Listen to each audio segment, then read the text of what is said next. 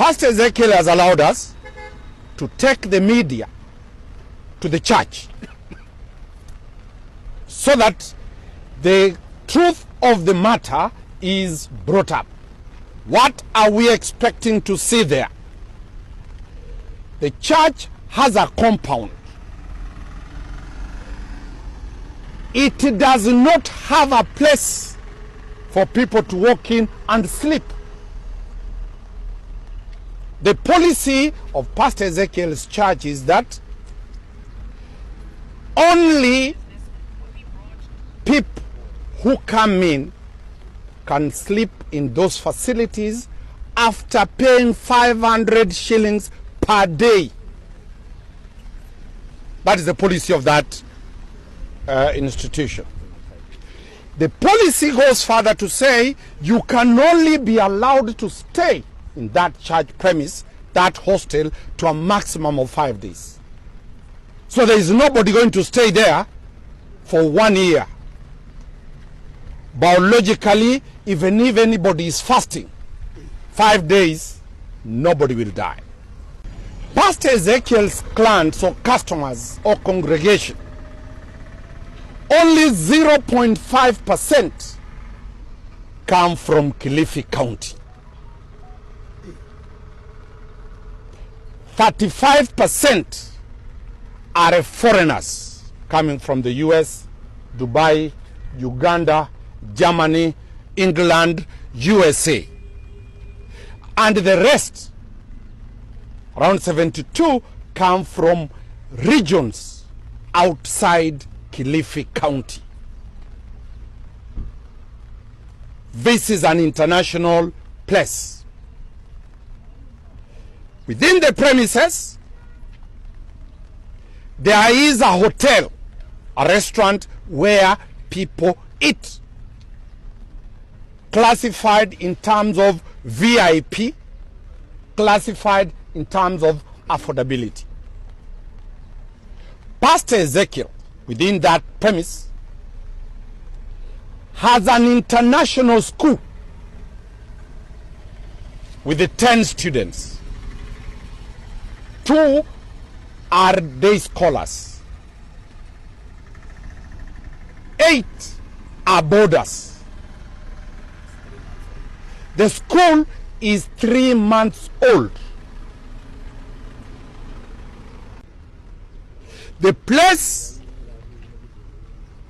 which we are going to visit is being built into a model city with modern facilities, with CCTV footages, with well-lit streetlights, with tarmac, and with cabro pavements. That is not the place that everybody is saying that people have died.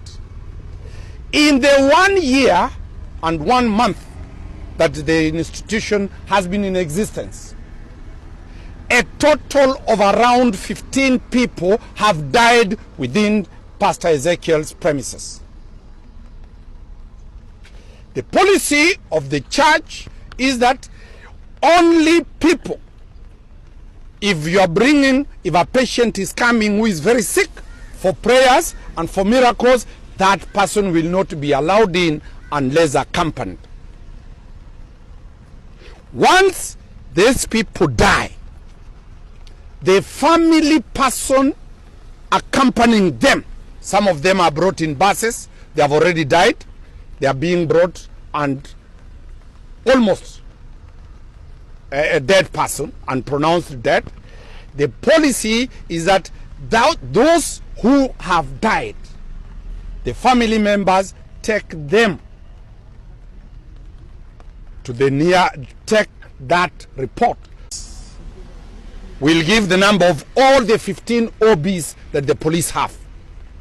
No death has occurred that the police have not been involved. None of those deaths have been reported by the church. It is the family members who bring these people and they report, they go and bury their dead. The church has never done, and none from those 15 people that we have said have died there has died out of fasting.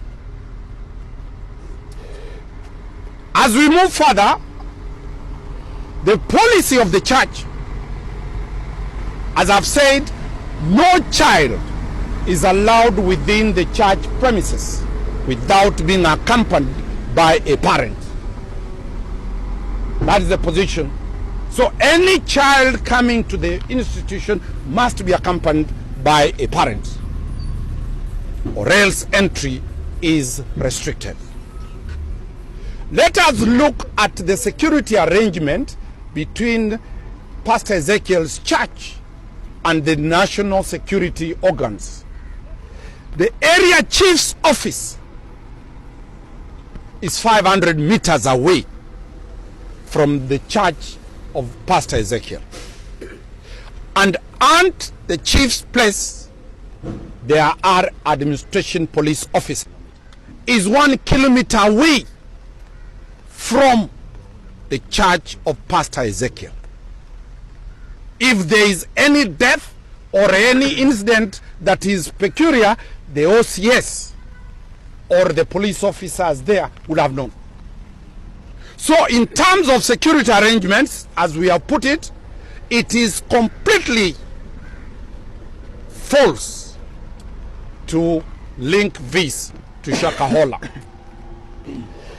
As we move further, the congregation of Pastor Ezekiel, their congregations, the church is built to have a capacity to hold 43,000 people at one sitting.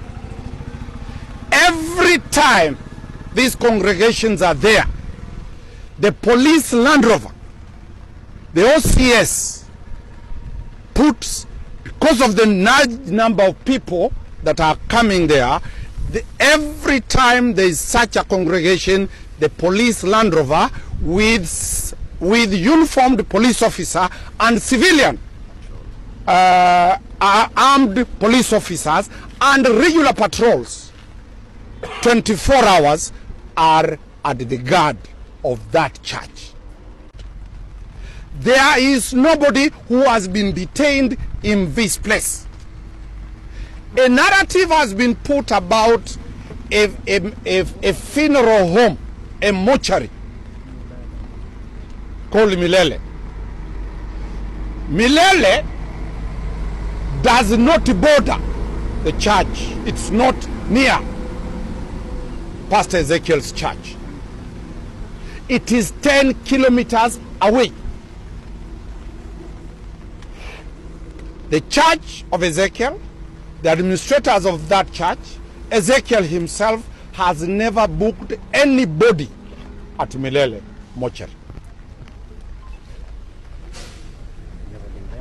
He has never even been there. So we shall be asking the police to provide data